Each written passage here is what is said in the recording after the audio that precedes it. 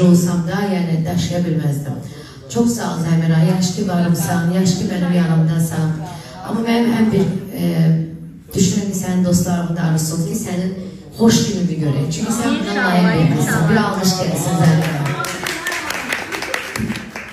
Ve bugün aslında benim doğum günüm April'in 3'üydü. Ben dünyaya gelmiştim.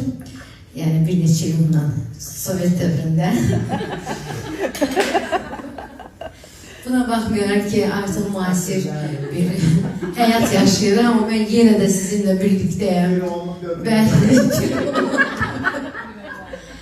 çok sağ ol ki yani Allah'a şükür ederim ki bugün de Allah benim kalbime, içime o ışığı bəxşedi ve o ışığı benim bak ağır günlerimiz olur, sirlerimiz olur, söhbetlerimiz olur. Ben senden hiç var incimemişim.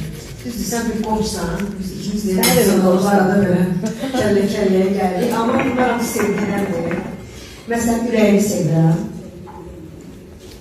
Allah sen yüreğini koysun. İki tane hamburger çok istəyir. Biz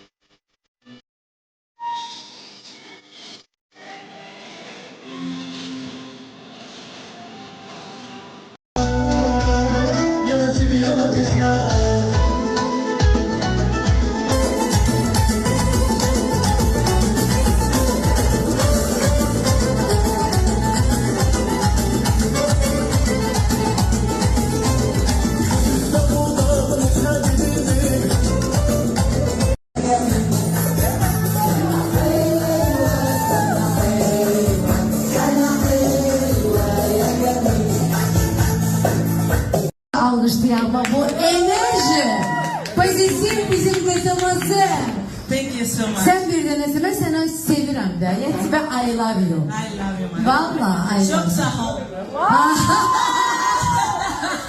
Canım benim. Devam edin kızlar.